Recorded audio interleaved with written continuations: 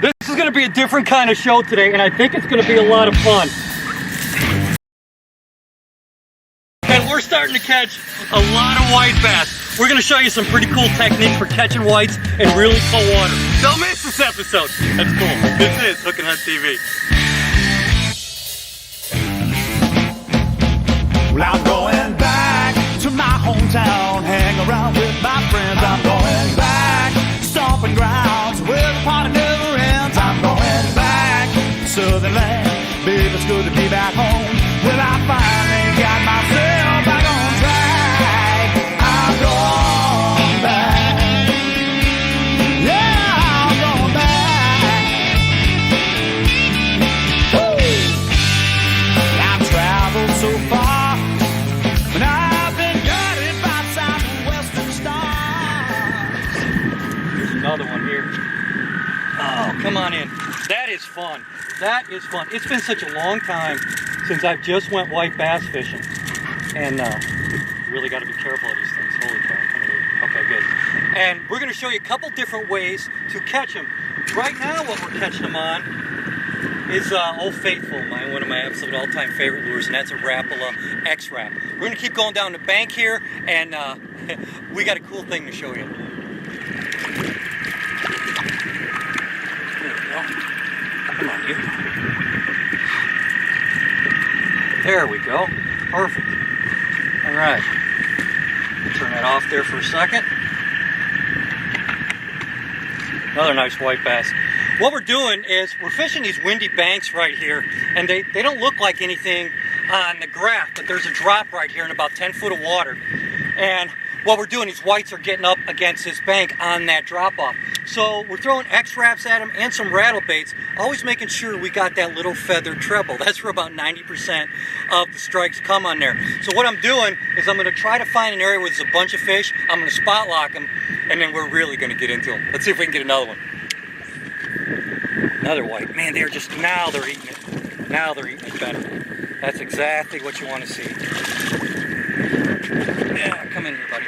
Man, this is fun. When you can get on a bunch of these like this, this is absolutely fantastic. I'm going to show you a cool little trick here, too. I took this Arashi Vibe, which, I mean, they just beat the heck out of this thing. But I replaced the standard treble with a little VMC white treble hook. And with that red, the extra flash in there, it really, really helps. And that's what they're keying on a lot, is that back hook. Whenever you're fishing white bass, make sure you put on a white treble or some kind of feathered treble. It really helps. Perfect example here. Look how he's hooked, and exactly what he went for. That white treble, every time. I learned that years ago fishing some of the smaller reservoirs, when these fish really get to schooling, and they get on smaller bait fish like that. And this is a Sure Set treble from VMC, and I absolutely love that hook. See how that barb sticks out a little bit farther? Killer on species like white bass and stripers and things like that. That little extra bend right there, it works. Flat out works. That is just fun, man. That's just fun. Again, look what they're keying on, that tail. That is fantastic. That's a nice white bass anywhere you go. Man, is that fun. The key to what we're doing here is making long casts. Let me turn the boat around a little bit here. Get out here. The key to what we're doing is making long casts. Our boat is actually in about 16, 17 foot of water. And what Kirk and I are doing are varying between that lipless bait and jerk baits. But without question, that tail, that feathered tail on the end, is making a difference. The water temperatures went up about 2 degrees since we've been here, and they're starting to move shallower.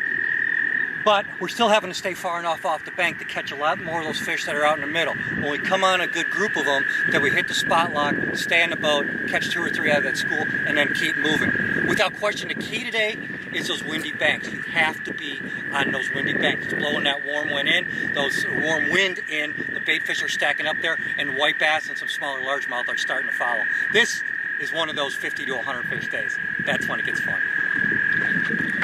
Oh, I was just saying that as the day goes on, they're hitting it harder.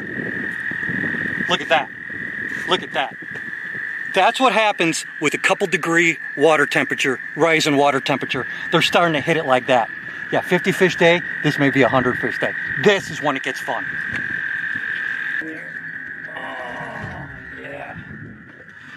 Nice. I'll tell you what, I think Rapala came out with this X-Wrap in 2009, and it's been a staple in my boat for cold water periods, for largemouth, for smallmouth, even for white bass. There's just a bait. Matter of fact, we're going to go over here in a minute exactly how to work a jerkbait, and because between that and a jig, without question, those are the two baits that seem to intimidate anglers the most. I'm going to show you how to work a jerkbait, hopefully the correct way, how you get confidence in it, and how it's definitely going to catch more fish. We'll be back right after this. This segment of Hook and Hunt TV is brought to you by Covercraft, car covers, seat covers, sunscreens, floor mats.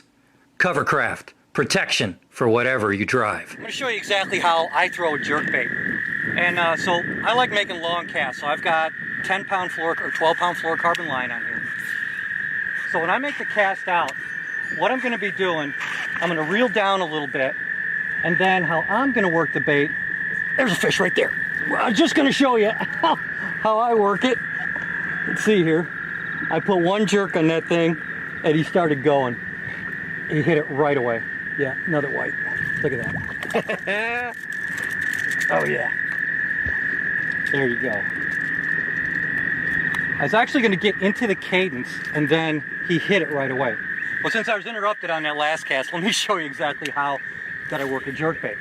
So right now we're on the break right here. So what I'm going to do is I'm going to reel that bait down to where I want it. And then if you notice, the cadence that I work is not just always the same jerk, jerk, pause. What I like to do is jerk, jerk, throw the rod tip back. When I do that, that bait has a tendency to turn sideways, all right? So it's not just a straight in the line bait. It actually goes broadside to the fish. Let me make another cast out there and I'll show you here. Okay, so what I'm going to do is I'm going to jerk and throw that rod tip back. Jerk and throw that rod tip back. The colder the water, the longer I'm going to let that thing pause. Sometimes, there's it right there. Told you, just like that. I let that thing pause, and he ate it. There you go. The colder that water is, like today at 55 degrees, I'm just going to let that bait sit. So you're going to say, okay, so what does a bite feel like? If you fished a plastic worm or a jig, or even a good bite on a spinnerbait, that's what it feels like. It's just a thump. You set the hook and they've already got it. A lot of times when you're doing the jerk, you'll pause, go to jerk again, and you'll hook the fish. When you let that thing pause like that in colder water, that's the result. And we're doing it time and time again. Water temperature like this, you let that bait sit a little bit, the fluorocarbon line lets that bait suspend, you will catch a lot of fish. Now here's a nice surprise. Look at that big largemouth.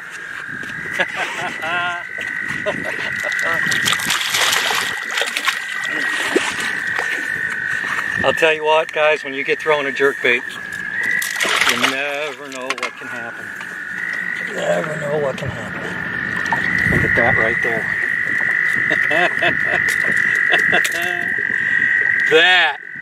That is really cool. Absolutely beautiful. Nice addition to the white bass trip.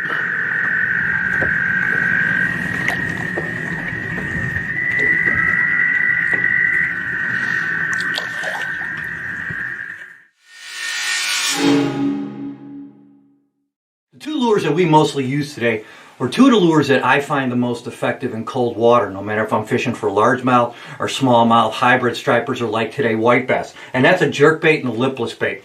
And the jerkbait is a Rapala X-Wrap, and it's one that I think they came out with in 2009, and it's been a favorite of mine ever since. It's more like a slash bait. It's got a cup on the lip, so when you jerk the bait down, it literally slashes from side to side. Incredible action on this lure. It's got an internal weight chamber in here that allows the bait to suspend. Well, to keep it down there longer in cold water, I use fluorocarbon line, and I use that on both lures today. Actually, I use a new Suffix Advance. This is the most castable fluorocarbon I've ever used, and it's extremely durable. I used it in 12-pound tests for both lures. Now, if you notice on a jerkbait today, when I was throwing it, I was kind of doing a jerk, jerk, throw the rod tip back, not a pause. And the reason I do jerk, jerk, throw the rod tip back is because that throws slack back to the lure, and it allows the lure to go off on its intended path. In a lot of cases, it will turn sideways. On lures like the Shadow Wrap or the Shadow Wrap Shad, it will help those lures almost turn completely back around looking at the fish that's following it. Now, the other lure that was effective for us today, and you don't hear a lot about until now. This is the Storm Arashi Vibe. I love this lure, and here is why. Several reasons. One, it's got a real slim backside to it right here. That allows you to reel it really slow in cold water. It's got an adjustable or self-adjusting line tie right here. What that does is even when you reel it really fast, the lure is not going to roll over. And it's also extremely effective at slow speeds. It's got rotated hook hangers on here so you can put bigger treble hooks on here. This is a fantastic lure in cold water, as I said. And to put a little addition on it, I take off the treble. Whenever I'm fishing white bass or hybrids, I like putting a feathered treble on there. For whatever reason, it's a great attractor. And the ones I'm using are the VMC Sure Set trebles, and these have that white feather on there. I love this. This always works well for me. I learned that years ago fishing reservoirs for white bass. It really, really works. Now the rods that I were using is ones that I constructed myself, and these are American Tackle Bushido blanks. This one for the jerkbait is a 610 medium heavy with a fast tip. It's got more of a parabolic bend on the top third of the rod, which when I went to throw slack back to the lure, this rod has got a great action for that. I also use this for throwing topwaters as well as square bills.